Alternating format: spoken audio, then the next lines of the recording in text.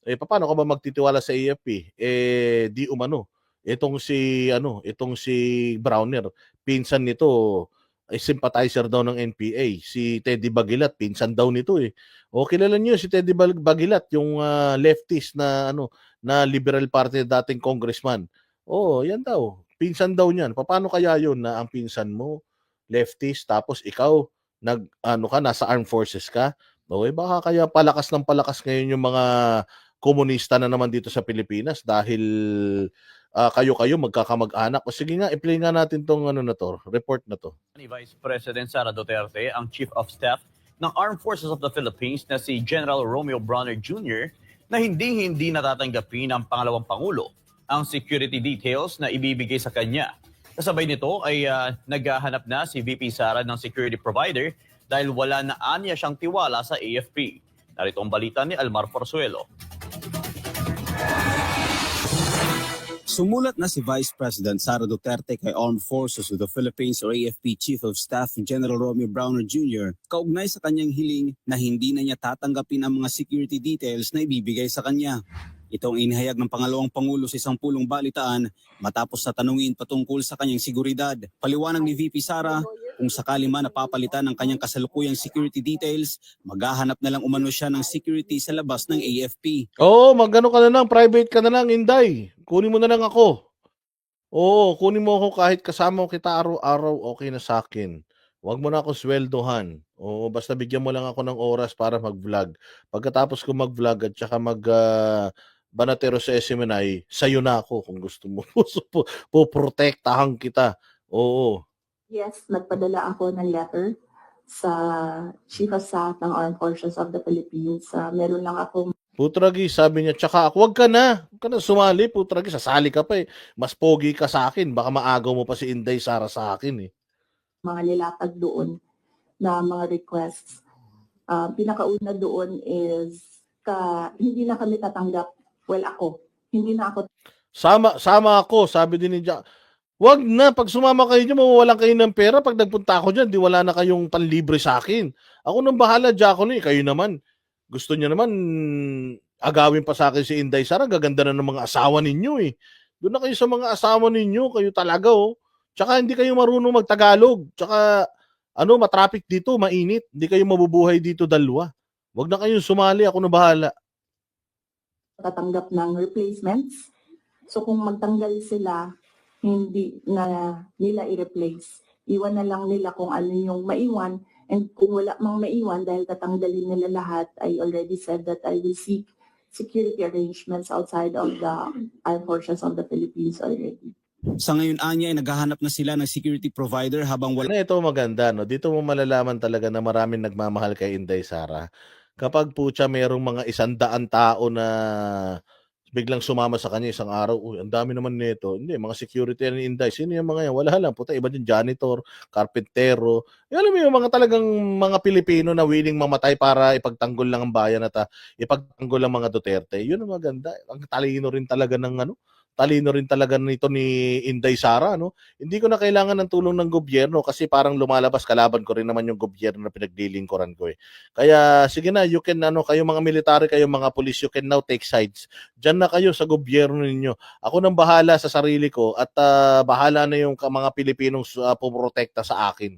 Wala pang update kung ipo-pull out ba. Defenders of the Sun, count me in. Pucha yan.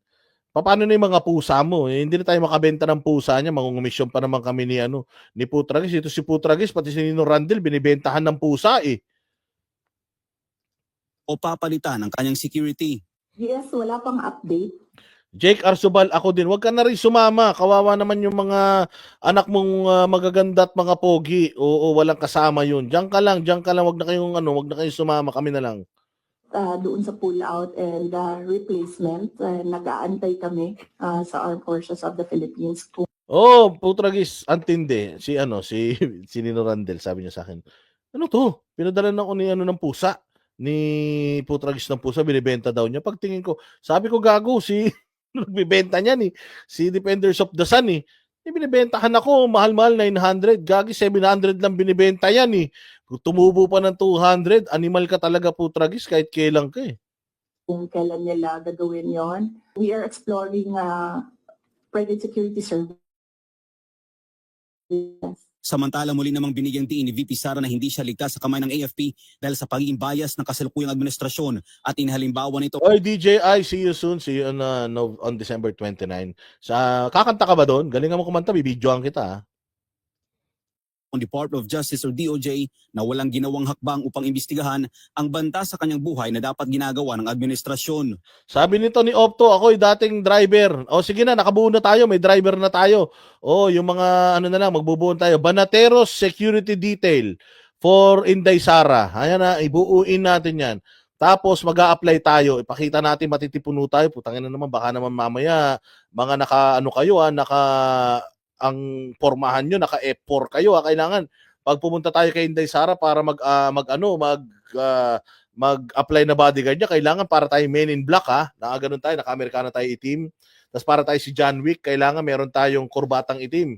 Wag muna natin isusuot yung panloob natin na itim, puti muna. Kasi pag puti, medyo hindi pa war prick si John Wick noon . Pag itim na yung panloob niya, ayun na, medyo delikado John Wick. Kaya kailangan naka-Amerikana tayong ganyan. Tapos para tayo men in black. Mag-apply tayo sa kanya, Inday Sara. Ito na, nakabuo na kami ng security detail para sa'yo. Oo, malalakas ng kumain yan. Pero sigurado ako na ipagtatanggol ko ng mga yan. Bubuo tayo ng security group para kay Inday Sara. Hindi na natin kailangan yung Armed Forces of the Philippines na yan. Doon na lang sila sa protektahan na yun yung mga taga-Malacanang tsaka yung mga taga-Congress. Yun naman mga amo nila. I do not feel secure. As I said, that there's always been bias because when we see, say for example, DOJ, iniimbestigahan nila yung press con, pero hindi nila iniimbestigahan kung bakit kami umabot doon sa press con na yon. Iniimbestigahan nila ang threat ko, no? Pero they've not ever investigated threats against me, which are all documented, but we do not give them the information because we don't trust them at all. Sinagot din ng Vice Presidente ang paratang sa kanya na imaginary o haka-haka lang umano ang banta sa buhay niya. We have documents, sir. We have screen caps, we have photos, we have police blotters, we have everything on file. But I never talked about it before because I felt na it was part of my job as Vice President. You get that, aba? So, and it does not affect my work. So all the more that it was inconsequential for me at the time. Mayroon namang hamon si VP Sara sa mga nagsasabing imaginary lang ang banta sa kanyang buhay. But right now, seeing that they are picking out words that I said and making a case out of it and saying that these are threats.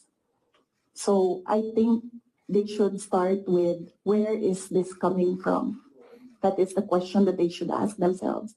Sa huli, hindi naman daw nagsisisi ang pangalawang Alexa G. Hindi makakarating sa Pilipinas yung pusa. Nandoon yun sa LA .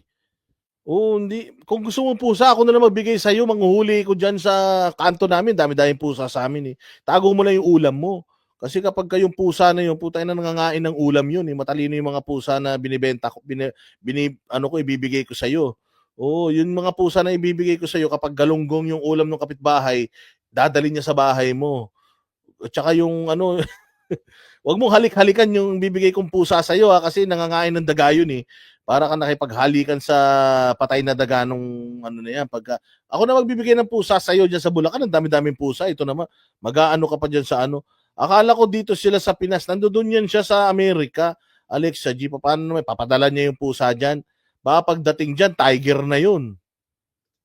Pangulo sa kanyang mga sinabi patungkol kay Bongbong Marcos Jr., Liza Marcos at Martin Romualdez. Buti na yung alam nila, ma'am, na pag namatay ako, hindi talaga ako, I will not die in vain. Kaugnay nito, nauna nang sinabi ng AFP na kanilang gagampanan ang kanilang tungkulin na poprotektahan daw nila ang pangalawang Pangulo. Wag na, AFP, wag na. Protektahan nyo na yung Malacanang. Yun lang naman ang Diyos nyo, yun lang naman ang amo ninyo, yun lang ang protektahan nyo. Oo, para tapos ang problema natin kung ano-ano pang kaek-ekan ninyo. Ayaw na nga ni Inday Sara sa'yo, wala na ngang tiwala sa inyo, pinipilit niyo pa yung sarili niyo. Yan ang panatero,